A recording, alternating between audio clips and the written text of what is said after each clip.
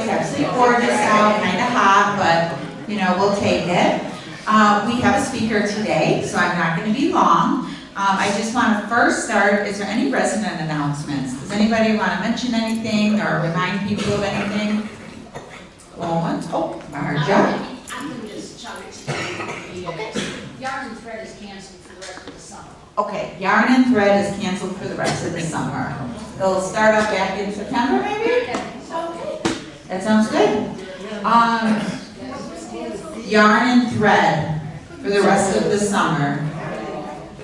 Janice? So is seated volleyball until Seated volleyball is also taking a break for the summer, and then we'll resume in September. Becky did add a walking group on Mondays and Wednesdays at 1:30, so if anybody's interested in that, they meet right here at the Commons and go once around, which is kind of fun.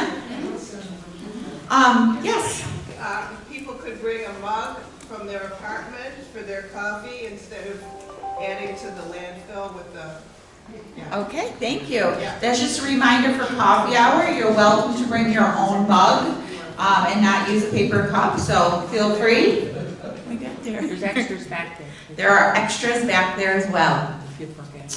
I just want to thank everybody for Planting Day. That was, I think, last week, Thursday. Yeah. And I want to thank Peg Fletcher especially, and then all of you who were able to help. We got, I don't know how many flowers in the ground, like 1,500. 1,500 flowers in the ground. Yes. Which is pretty awesome. So thank you everybody for that. I mean, I think it only took us about 3 hours, which was great. And we had the most volunteers ever, which was amazing between staff and residents, so that was awesome. And now Matt's guys just get to water them for the rest of the summer to keep them alive. That's the hard part. I'm just gonna go off. Nicole and her team, Ashley and Jackie, they put together these amazing outings. She just gave me a copy. I believe all of you got the copy, but please take a look at it. I'm just going to rattle through them real quick. Buffalo Zoo, Teddy Roosevelt Inaugural Site, George's Hot Dogs, Frank Lloyd Wright, Miss Buffalo Harbor Cruise, Bison's Baseball Game, Lockport Locks, Chautauqua Institute, Glen Iris Inn, Buffalo River History Tour. So if you want to go to any of these, you need to sign up at the podium. Also, if new people are here, you know, we'd love to have you on the outings. Yes, Nicole? Sign up with Creative Arts Room. Thank you. Sign up at the Creative Arts Room. Woo, woo, woo. Yeah, or also invite a friend. Maybe somebody new you can bring along on one of the outings that normally doesn't go on. Okay, moving right along here. Matthew, did you have a quick announcement or no? Sure. Make it quick. Yes, Good morning, everybody. I just want to give you an update on a couple different things. Obviously, since it stopped raining for 10 days, we've had about 7 days of actually really dry weather. Just so you know, my crew is starting on the Oak Room patio today. The north entrance is complete, south entrance is complete. We're finishing up, we did Hazel's Garden, we did the whole front. Okay, we're moving on to the Oak Room patio and then doing the bocce court area. Okay, because bocce season is starting next week and we don't want to mess up with the bocce players. They're tough, they're really tough. So we'll be focusing on that. Next week on Monday and Tuesday, we'll be focusing in the gazebo area, getting everything mulched, re-edged, and weeded again because we just weeded it 2 weeks ago and they're already back. So we'll be focusing on that area as well. As far as the bistro is concerned, I'll speak a little bit for Lisa. We're getting really close. Some of the equipment has still not come in yet. So we've actually decided to start using some of the old equipment. We're looking to possibly start early next week sometime. We're not sure yet. We're getting very close. We ran into a couple of snags like always, but we're looking to start on that roughly by mid next week of opening up the bistro for breakfast and lunch. Any questions? Yes? Will this shortcut sides be coming down this week? Yes, when we start, yes, when we get to it. So in other words, we're getting a lot of work orders for specific things, for small little landscaping items here. I have as much staff as I can outside doing all the major areas first. We will get to the smaller work orders of someone's small patio, you know, pulling a bush or pulling a flower or whatever. We will get to that, but we need to do this first sweep of the whole campus first, because remember, there's only about 580 beds out there. Okay, so we will get to the smaller work orders, and please be patient, okay? Please, anything else? What about the Yes. water feature? What's that? The water feature. So the water feature, I never thought I'd ever say this, but the water feature has a hole in it. It turns out where originally we thought the water was evaporating, because obviously when you have the water cascading over the hot rocks, we had to keep filling it, which we knew we had to keep filling it. So after about 4 more days of testing and realizing that the water is it's just going away too fast because it requires a lot of water, there is a hole in the bottom of it. The landscaper who was actually finishing up all the patio homes Monday and Tuesday, we're going to have to dig up the bottom of the stone and try to find out where the hole is. It's not my fault, it's his fault, so it's okay. He plans on fixing that, okay? So that's what happened with that. Yes? Once it's finished, once it's finished, will it gush down a lot better? Yes, so in other words, whenever I went there in the morning and it was full of water, it had a lot of volume coming out of it. But after an hour and a half, 2 hours, it was starting to go away. And I go up there and I'm like, man, it's only like dribbling off the side. And I'm like, that's not right. So then we originally thought it was just evaporating and it wasn't, and the vessel wasn't full enough. And then I'm realizing it took about a week to figure that out, but trying to get the contractor back, which is a little difficult right now because remember, we had all that rain, and then all of a sudden now it went from rain to 80 degrees and perfect weather, so everybody's in a rush. So it will be fixed beginning of next week. Yes? Can you tell me something about that little brown burl that's under the tree near the walk-through? Is there a reason for it, or? Your little donkey. The donkey. Yeah. What is it? The donkey. Yeah, Janice's the little burro. donkey. Oh, the donkey. I know nothing about the donkey barrel. Is it something? We can talk about it later. I don't want to take any of the time of the speakers. Or anything else? Okay, great. Thank you. Thank you. Matt? One quick announcement. I don't know if we're all going to be together on Monday, so just make sure you find Nicole Rooney and wish her a happy birthday on Monday. No, you're not. I didn't approve it. But happy early birthday. And I just want to announce our, not you, Betty, it's just me. And I also wanted to mention, April, May, June, our June Volunteer of the Month. Does anybody know who that is?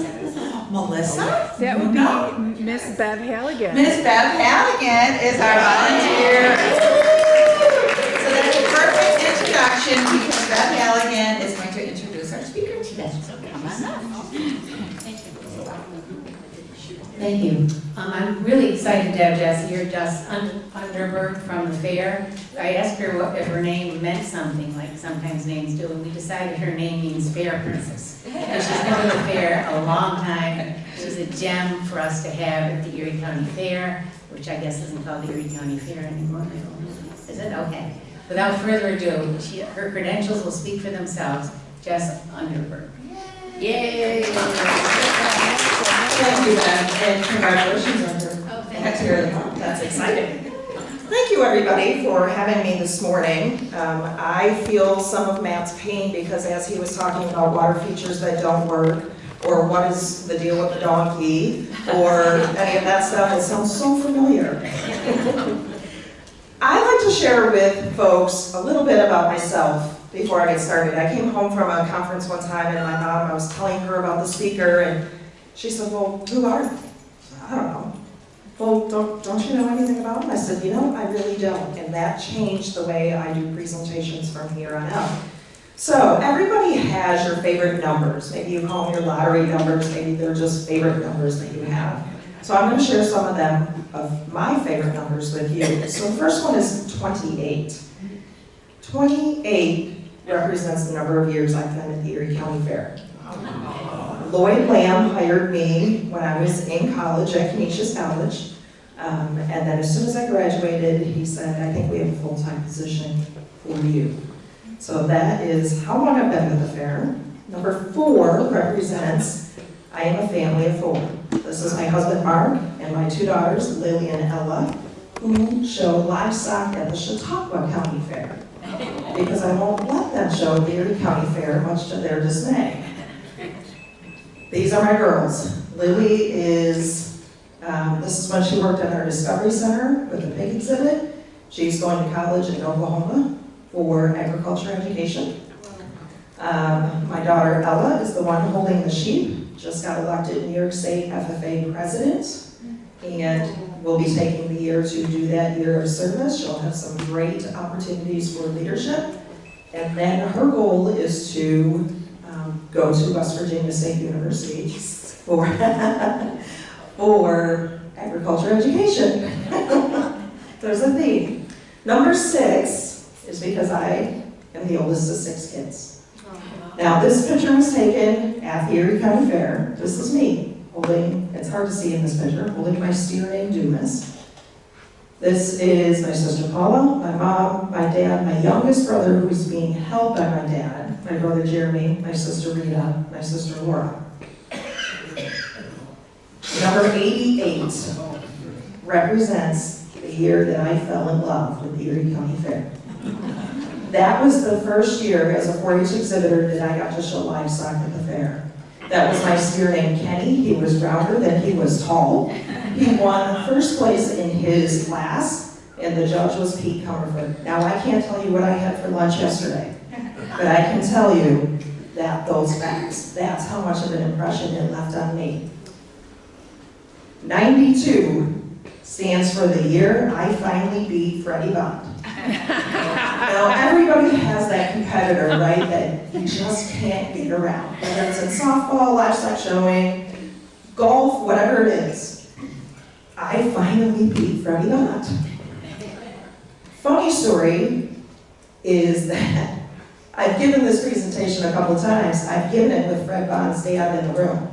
And I said, Fred, his name is also Fred. I said, Fred, just so you know, I'm not telling this story just because you're here. I tell this story to everybody. And I tell this story to everybody because Fred made me better. He made me try harder. Every year leading up to 1992, it was Fred and Jessica. And I tell you what, I got sick of sitting in second place. And I went home and I told my mom and dad, that's it. Next year, it's me. And I worked my tail off. But if it wasn't for Fred, I may not have tried as hard. I may not have worked as hard. And I wouldn't have realized those benefits. It is so impactful to me that that plaque for Master Showman still hangs in my office today. And really strangely enough, Fred's dad sponsored that plaque. So that's a little bit about me and my background. I will tell you that I grew up on a dairy farm. We didn't travel. We milked cows twice a day, every day. The fair was our Disney. And I still feel that today, that I have the absolute opportunity to help present Western New York's Disney to those kids walking in the gates as well. So a little bit about the Agricultural Society. A lot of people don't realize we're a not-for-profit membership corporation. We are not part of the county. We receive no county funding. The only thing that ties us to the county is our name, because we are in the county. The mission statement is the basic purpose of the Erie County Agricultural Society is to preserve and enhance by educational endeavors the agricultural and historical legacy of New York State. We are the oldest civic organization in the county. We were formed in 1819. We're 265 acres. We are a year-long operation. We hear all the time, what do you do the rest of the year? I can tell you that the 12 days are long, but they're the easiest 12 days of my year because we have so many other staff and volunteers that come in and help. We're a 12-day fair in August. This year we will be celebrating our 183rd fair. Last year we had 148,079 attendees. We are the 11th largest fair in North America. That includes state fairs. A lot of folks don't realize how big of an event we have or how our fair compares to others. Nationally, we're very highly regarded. This is our property. So when Matt was talking about oodles of flower beds and plants and watering, and I feel his pain. There's a lot going on right now at the fairgrounds, getting ready for the fair in 68 days. What I want to talk with you about today, though, is the core of what we are focused on. 4-H and FFA. Are there any past members of 4-H or FFA in the room? Okay, there's some. So I'm going to kind of go through what 4-H and FFA are. FFA is a school-based youth program. So it is open to kids grades 7 through 12. It was founded in 1928. So when you think about that, that's 110 years after the Ag Society was formed. Females were allowed in 1969. Doesn't that seem strange like that? It just seems strange to me. The National FFA emblem, so if you go back and look at this emblem, you see the blue, the gold, the plow, the owl, the eagle. The emblem's foundation is the cross-section of an ear of corn, a symbol of unity because corn grows in every state. The red rising sun symbolizes progress and opportunity. The blue plow signifies labor, the backbone of agriculture. The eagle serves as a reminder of our freedom. The owl represents wisdom and knowledge required for success in agriculture. Is there any FFA members in the room? Okay. So when they do their opening ceremonies for every meeting, they talk about each of those pieces every single time they open a meeting. The blue pays tribute to the nation's flag. The gold gives respectful nod to agriculture, symbolizing golden fields of ripened corn. Their motto, learning to do, doing to learn, earning to live, living to learn, living to serve. 4-H, on the other hand, was founded in 1902, 27 years after the Ag Society. There are 6.5 million kids in 4-H, ages 8 through 18. This is not the school-based program. This is outside of the school day. The 4-leaf clover for 4-H is a symbol of good luck and achievement. It symbolizes heart, hand, health, and head, and their motto is to make the best better. So a little bit of history of our, especially 4-H, because I dug through our archives. The first time that 4-H is referenced at the fair is 1930. Now, interestingly enough, it was spelled out. I don't know why that changed down the road, but it did. Now it's always the number.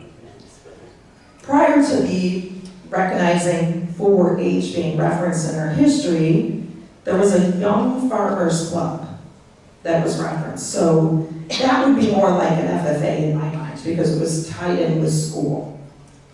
In 1959, a new junior building was established. This building right here. Does anybody know what that building is now? The state sheriff's? It's not the sheriff's, not the medical center, it's actually BW's barbecue. So there is an awning that comes out now. After they used this building, they used to what is now the security building. And then in 2011, they moved out to the old Creative Arts building, which is now the 4-H building at K2. So why is 4-H and FFA important? Why do we focus so much energy on youth and agriculture, especially in West New York? First of all, those kids have positive impacts on our community and our nation. 4-H and FFA members are 4 times more likely to contribute to their community and 2 times more likely to be civically engaged than their peers. These kids know the value of hard work. They understand the value of a dollar. They can look you in the eye and shake your hand. They're dependable. They are the next people who are going to feed our world. That's why it's important. People ask me all the time, my kids don't play sports, they do karate and cheer, but they don't play team sports. But they show and have livestock at our house. They ask me all the time, what's the difference between your kids and the kids that play softball? The short and easiest answer is, if my kids don't show up and do their part, something doesn't live. Not the same as a kid who plays softball. Softball still teaches great lessons. Ours is a little different.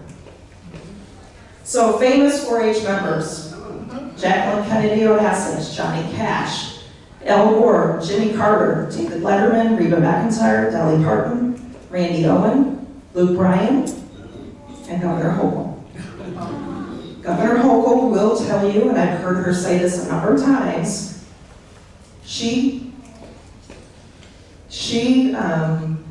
contributes her ability to speak in public to her public presentation skills for the very first time were given at the Erie County Fair about how to make an orange creamsicle shake. She has told that story many, many, many times. Famous FFA members: Jimmy Carter, you could be in both. Tim McGraw, Johnny Cash, Taylor Swift. Chris Kyle, who was the U.S. Navy SEAL, George Strait, Willie Nelson, Don Henley, John Cougar Mellencamp, and our beloved Josh Allen. Josh Allen was actually a 2014 national finalist in diversified crop production. That is an extremely high honor and a very hard thing to do, to be a national finalist. And actually, my kids were at the National FFA Convention this past year, and my daughter sends me a picture that his FFA jacket was on display. I'm like, bring that home. But that is a pretty neat tie to Western New York agriculture and FFA. Why else is it important? The leadership at the Agricultural Society. There are 10 staff members that are past FFA or 4-H members. There are 5 board members who are past FFA or 4-H members. They understand what we're driving at, and why it's important. So why does all of that matter? Why do we focus so much on the agricultural piece in the youth in Western New York? First of all, a lot of firsts happen at the fair. For a lot of folks, that's their first job. Anybody have a job at the fair at all when you were a kid? Okay. For some, it's their opportunity for the first time to do a public presentation. I did a public presentation about how to set a table when I was 9 years old. I was scared to death. But, much like Governor Hochul, I wasn't forced, and I'll say forced because my mom and grandmother said, you will do this. If I wasn't forced, I probably wouldn't stand here today. I probably wouldn't be in the role that I'm in. For a lot of folks, it's the first time they get to witness a birth of a calf. Where else are they going to do that? 98% of our public is not involved with agriculture. We're telling the story. The 2% is telling the story for the 98%. You don't see that at the zoo. You're not going to see that at Darien Lake. You're not going to see, I mean, you can see it at the movie. You can probably see it on TikTok. But up close and personal, the fair is the only place you're going to have that opportunity. And for many, and I put this on the slide, for many, the fair is your first kiss. I hear stories all of the time. In fact, one of our employees met his wife at the fair. I hear it all the time. There's something magical about the fair. I don't know what it is, but there is something magical. We are giving youth a stage to present their hard work. Those kids that go out in the barn every day, feed those animals, work those animals, sow their projects, bake their cookies, we're giving them a stage to showcase that. In the case of Erie County, it's a big stage. And then we're supporting an industry that no other large event supports: agriculture. So what happens if we didn't? What happens if the fair didn't exist? What happens in 2020 when the fair didn't happen? Where would things like this happen?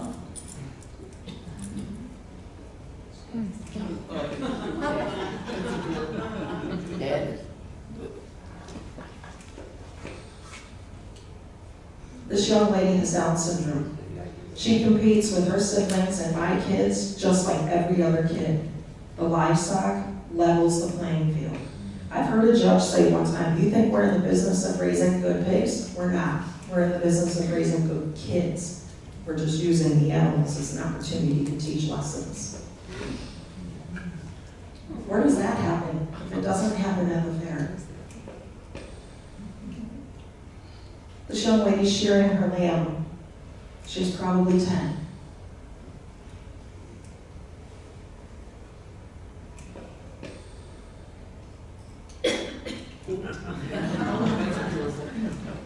She's cute, isn't she? That's a judge asking questions. When you go on the livestock show ring, a lot of times the judge will ask you, when was your animal born? How much does it eat? What does it eat? How much does it weigh? What are the genetics? Kids have to be able to answer those questions. When they look at a pig, they're going to ask them, what's the notch on that pig? And for those who don't know, see these little cuts on the side of the ears? That is an identification that farmers use when the piglets are little. One ear is notched, and there's a method to understanding the numbers. One ear is like the first name, one ear is like the last name. One represents the number in the litter, and one ear represents the number of the litter of the year. So it'd be like 10-3. So 10th pig in the third litter. Kids have to know that.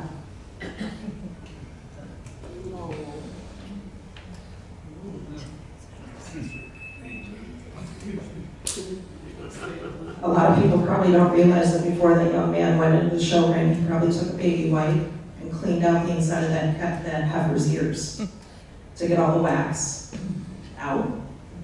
Likely this young lady tanned that pig. She took sunscreen and put on the white, and she probably put baby oil on the black and took that pig outside in the daylight. Because tan people look better than not tan people. Same thing goes for pigs.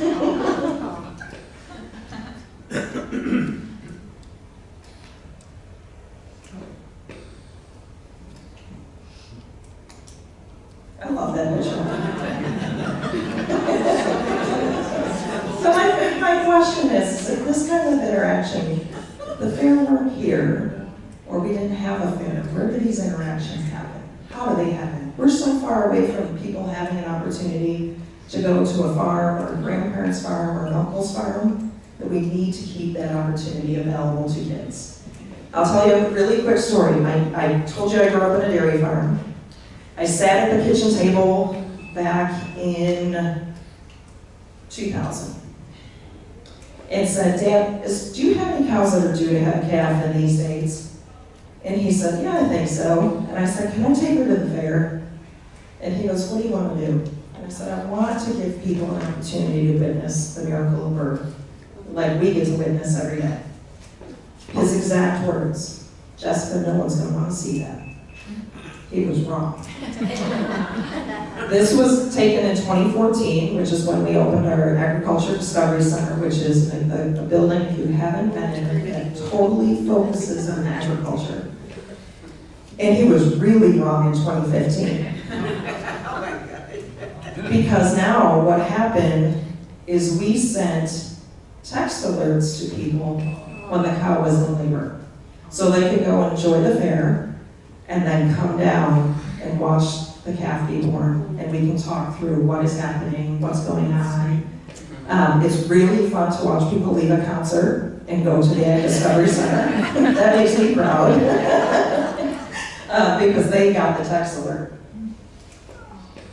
Some other fun facts about the fair, not necessarily related to agriculture. We go through 3 million feet of toilet paper. We spent over $27,000 on toilet paper last year. 500,000 pounds of trash. Food is the #1 reason people come to the fair, and animals is #2. From early on, when we do surveys, it always comes back that way. #1 is food, #2 is animals. There were 122 food vendors with 562 menu wins. We awarded $40,000 in scholarships last year. We're going to talk about that a little bit more in a minute. We awarded $137,000 in premiums, meaning to local competitors, youth and adults, for their exhibits at the fair. We spent $1.7 million on entertainment. I can tell you that that number will be higher this year than last year, not because the acts are better, but because every single person I've called and said, hey, would you like to play the fair? Have come back and said, yeah, but I need more money. Expenses are going up, there is no doubt. We collected 96,555 pounds of food for Feed More of West New York. On opening day, if you bring 4 cans of food to the fair, you get in for free. This is what every single gate looks like. If the fair doesn't happen, how do we collect 96,000 pounds of food for Feed More of West New York in the summer? That is their hardest time of year to get collections and donations. That night, because we got so backed up with all the food, not making it into totes, we started picking up the bags, and because of the dew on the ground, all the food fell out. I called the livestock barns and said, send me any kid that can come help. They came in droves. They worked until 1 in the morning, getting all the food into the bins, and not once complained, and stood there and said, where else do you need help? They're good kids. They're really good kids. And this impact means more to me than any kind of attendance number. Attendance doesn't matter. Our community impact is where it's at. We have different groups on our fairgrounds that collect, the spin the wheel, the make a donation here and there. Those groups collected $80,000 for local charities last year at the fair. $19,200 were collected by our carnival and our food vendors to participate in our youth livestock market auction last year. And I'll back that up a little bit. A couple years ago, one of our vendors, our grounds cleaning crew, actually came to me and said, we'd like to collect money and donate it to your farm to table program, which is a whole other subject. And I said, no, I don't like the way that looks and feels. You're a vendor of ours, I don't like that. I said, but why don't we collect that money that you want to collect, buy an animal in the youth market auction, donate the meat to the food bank, and if you do that, we'll cover the processing. The Ag Society will. It's a double win. We support a kid, and we help source local protein to Feed More of West New York. Last year, they bought animals that equaled into 3,200 pounds of fresh protein to Feed More of West New York. That's an opportunity that they don't get very often. When the processor calls me and says, you have 2 steers here, what do you want to do? I say, put it all into burger, because that's the easiest thing that they can use. And she says, are you sure you don't want any steaks? I said, no, all into burger, please.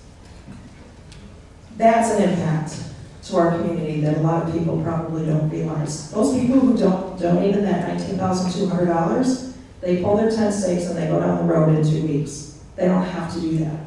They leave an impact on Western New York, on the youth, and on the people who need it most. I'm proud of that. More proud than an attendance number. We have 7,761 competitive exhibit entries, everything from flowers and quilts, to mounts, to corn in the grange, to photos. We have 4,335 volunteer hours covered by our volunteers. We have a group called Friends of the Fair who volunteer. Thank the Lord that they do, because we would not be able to pull it off if they didn't. We had 1,747 different animals exhibited at the fair. A lot of people don't realize if you come the first half and you come the second half, those are not the same animals.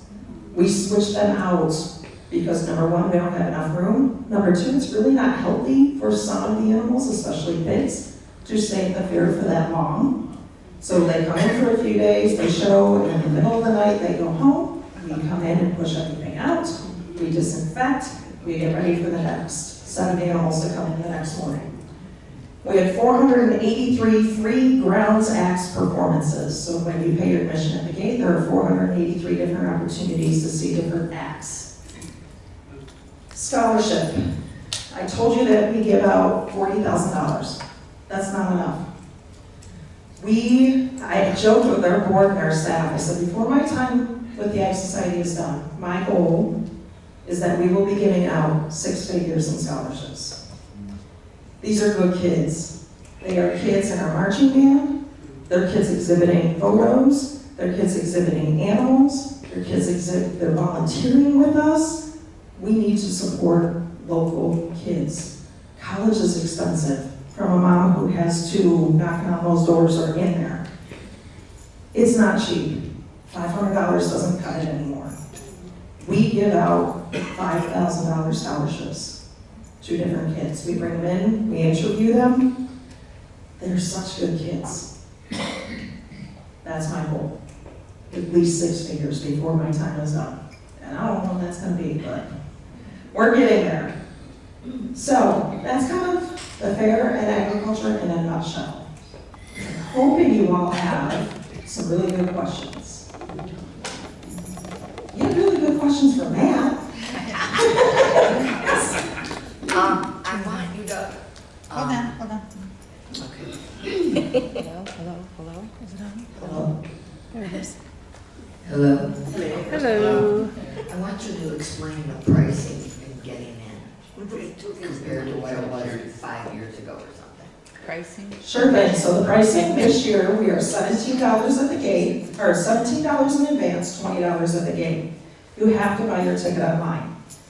People ask me all of the time, why do you have to buy your ticket online? I don't want to do that. I want to pay cash. I feel you. I'm a cash carrier too. Here's my honest reasoning why. When I pull into another event and I see a kid that looks like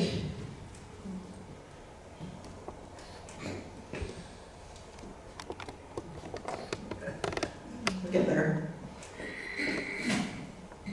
Kids that look like that, holding a wad of cash, our world's not the same place anymore.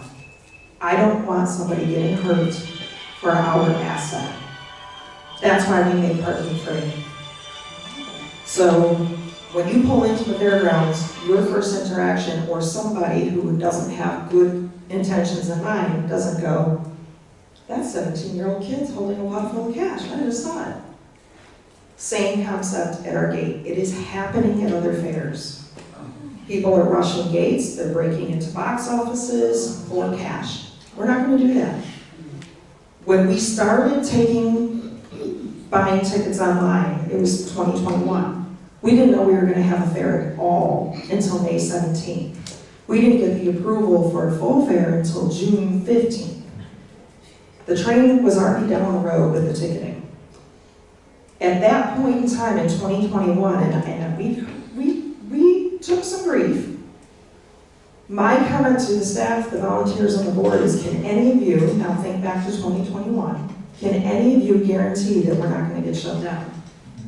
And nobody could guarantee that. We are in such a state of unsureness that we couldn't. That was our only way to be able to communicate with our guests, to say, hey, we know you purchased a ticket. You know, we need to change this, or this is the new protocol, or whatever. Safety and security, and being able to at least communicate with our guests. That was the whole driving force. 5 years ago, our gate price was probably $12. Now it's $17. It is not cheap. It is not cheap to put on a fair. Our premiums for insurance renew May 1st. Our property and liability insurance premiums went up 30% and 15% respectively. Every entertainment act has come to us saying, I want more money. We can't pay minimum wage for employees anymore. Nobody in West New York is paying minimum wage. When McDonald's paying $17 an hour, we can't. Every expense is going up. I'm afraid, hopefully it taps out here pretty quickly, because, I mean, you guys see it too. Yeah. Did I answer your question? Yeah. You I have got another? another one. The Ag Society, I had joined it maybe 20 years ago, 15 years ago. And with that, I got a dinner, I got in free every day for like $40. Is that still available? The Ag Society membership is still available. It is $100. You get in every day. You get your ticket to the dinner, which is completely different than what you saw before. It's totally different. It's totally different. I remember standing at the dinner and asking the CEO at the time, why would somebody come here? And he goes, well, the free meal. I'm like, God, it's horrible. It's not anymore. It is such a nice event. The other thing that we started doing, and I communicate with our membership pretty regularly, just letting them know things that are happening at the fair before they hear it from the news or before they see it at the fair. So now we have an opportunity where members can buy grandstand tickets before anybody else. So that's a nice perk. We are also starting this year, it's called the Membership Prelude, where you can come to the fair on Sunday night and get a sneak peek of the fair before anybody else, and get to taste some things and hear some things and see some things. We also are going to do walk-around tours, behind-the-scenes walking tours of the fair. There's a lot of things that happen that a lot of people don't get to see. And you get in all 12 days for free. I'm trying to think, you can exhibit as well for free instead of paying the exhibitor ticket fee. That's not bad. No, it's trying to just make it feel like that special part of the membership, not just a ticket in. I think there was another question. When you purchase the ticket online, is it for a specific day or just open-ended anytime during the fair? Open-ended, anytime you want to come. So when you go to the gate, do you use a credit card? When you go to the gate, you can come and use a credit card. We just switched ticketing companies this year, which has been great because it's much more user-friendly from the guest side. There will be kiosks and people there to help. But you can't bring your credit card to the gate to do that. And some people will tell me, I don't like to use a credit card. I don't want my information out there. Usually my response is, if you go grocery shopping, grab a Visa card. Use that. And then your information isn't out there. Understandably, I mean, in this world, that's a challenge. Any other questions? What are the dates? All the way. The dates are August 9th through the 20th. We open on a Wednesday, close on a Sunday. I think there's a question way in the back. Could you speak to the cancellation of veterans and firemen infield Sure will. barbecues and parade that we used to have over there? Sure will. That is, so maybe everybody's not aware, in the past, part of our history was that veterans and firemen came into the infield in the center of the track. They were able to set up tents, barbecues, grills, and bring in whatever they wanted. And then at the end of the day, we had a parade, both Veterans Day and Firemen's Day. Veterans and firemen always get in for free on Friday for firemen and Sunday for veterans. It's an event that our liability insurer came to the fair and said, this is not a good idea. And they had been saying that. 2020 came, we canceled the fair, of course. 2021 comes, we think, still in May, that we are going to have to socially distance things, knowing that we can't do that on the infield. 2022 comes, we talk about it as a group saying we know this has been an issue in the past. Are we going to satisfy the insurance requirements or not? If we choose not, we run the risk that someday of getting dropped. The challenges that came, and sir, I know you probably watched the news as well, and they pressured me to tell them why we made this decision. And I will not lie. I always told the reason. Safety and security, liability. We had groups of people throwing Jell-O shots from the parade. 2 kids. Not Jell-O shots. Jell-O shots with alcohol. We had a fireman get so drunk that he fell off the fire truck in the parade. In 2019, apparatus was leaving the property with firemen hanging off. It's only a matter of time. We had females come to the office and say, I'm not taking my family in there anymore. I love what those 2 days and events meant to our community. I still stand by that. We're trying to figure out a way to do that satisfies the safety and security and liability and still gives people an opportunity to have fun with their family. So when we made that change, we give each veteran and fireman a $10 voucher when they come in the gate. They can use that to put their grandkids on the rides. They can use that to buy a sandwich. And we made a deal with our beer vendors to sell 2 for $10 that day. So they can go have a couple beers on us. Eventually, I would love to have, especially on Fireman's Day, an old-fashioned tug-of-war contest, a water ball competition, not a touch-a-truck, but kind of the most unique pieces of apparatus, and have them there to be able to recruit firefighters so that it's something that the public can see out on the fairgrounds as well. It was not an easy decision for anybody. It is the reason why our offices are now locked, because we called Hamburg PD 3 times because we were getting threats to our office. It was not easy, still isn't easy. Trying to figure out the best way to balance what used to be and what we can do in this day and age. Did I answer your question? What about the parades? When we talked to the groups that we deal with, they said, no dugout, we're not doing a parade.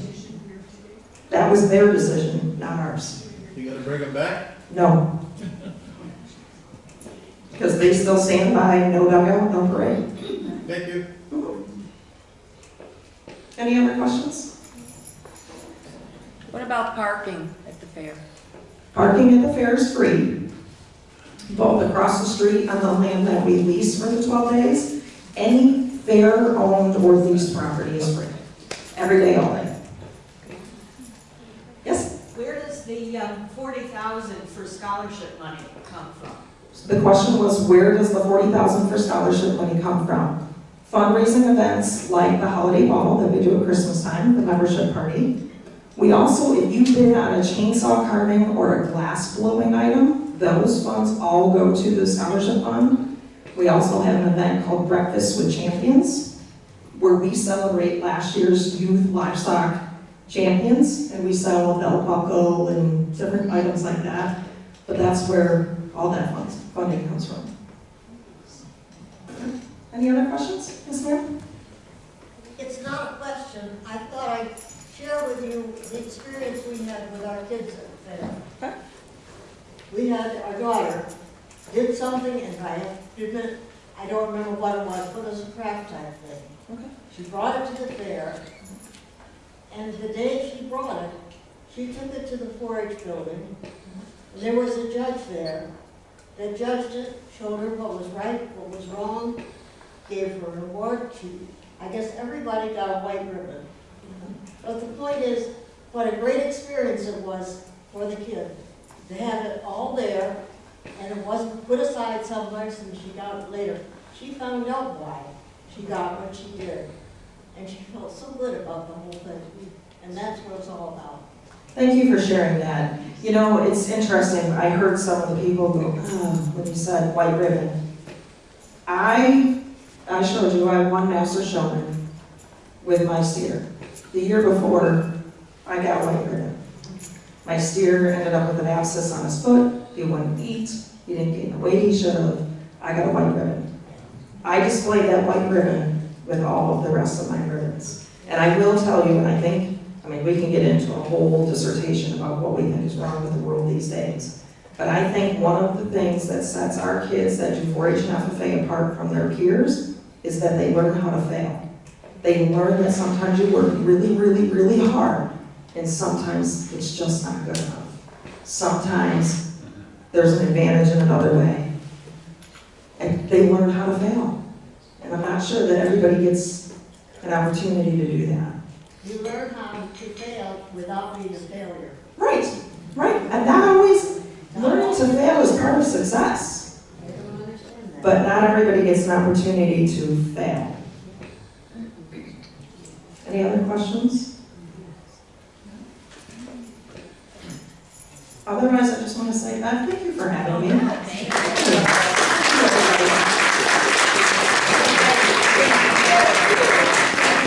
much. I learned so much about the fair today and appreciate, I mean, you could tell, a very strong woman because running an organization like that is a lot of hard work and you have to make hard decisions and we can all appreciate that. And also the fair is near and dear to my heart. At 12 years old, I used to ride my bike to the fair and deliver newspapers to the carnies. And then I got a job, I know it was different times then.